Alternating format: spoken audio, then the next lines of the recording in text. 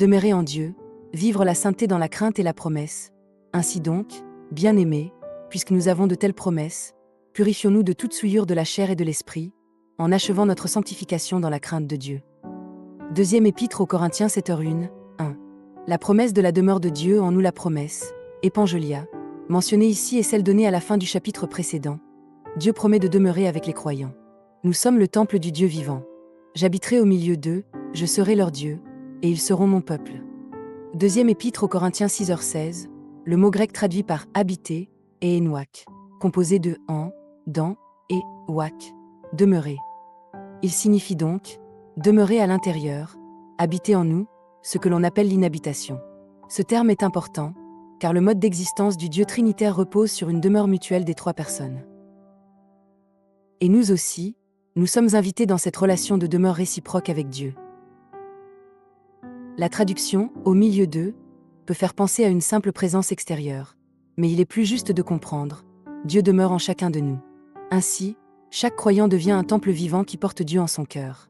Et lorsque les croyants se rassemblent, ce temple s'élargit. Mais même dans la solitude, dans la chambre secrète, nous restons ce temple. Dans d'autres parties du Nouveau Testament, les croyants sont comparés à des pierres formant ensemble un temple. Mais ici dans le texte d'aujourd'hui, il est déjà affirmé que chaque croyant est lui-même un temple. 1 Corinthiens 3h9. Nous sommes collaborateurs de Dieu. Vous êtes le champ de Dieu, l'édifice de Dieu. 1 Pierre 2h5. Vous aussi, comme des pierres vivantes, soyez édifiés en une maison spirituelle, pour être un sacerdoce saint, afin d'offrir des sacrifices spirituels agréables à Dieu par Jésus-Christ. 2. La sainteté, non par la loi, mais par l'Esprit. C'est pourquoi nous devons vivre, non seulement pendant le culte, mais à chaque instant de notre vie, comme des êtres devenus temple de Dieu. Nous devons nous efforcer d'achever la sainteté dans la crainte de Dieu.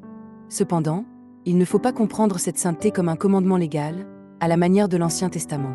Le chemin de la sainteté ne passe pas par l'observance de la loi, mais par la grâce du sang de Jésus et par l'accueil du Saint-Esprit venu dans ce monde. Ce n'est pas en gardant la loi que nous devenons saints, mais en croyant en Jésus et en laissant l'Esprit qu'il a envoyé demeurer en nous. Alors seulement, nous pouvons parvenir à la sainteté. 3. La crainte de Dieu. Accueillir avec foi l'œuvre de Dieu. Le commandement de « craindre Dieu » est aussi présent dans l'Ancien Testament, mais son application doit être comprise théologiquement. Autrefois, cette crainte consistait à ne pas oser s'approcher de Dieu et à éviter de le voir directement. Seul un médiateur, oint par Dieu, pouvait rencontrer Dieu. Et le peuple passait par lui.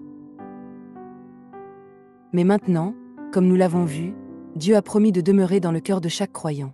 Une rencontre intime avec Dieu est donnée à tous. Quelle est donc cette crainte aujourd'hui?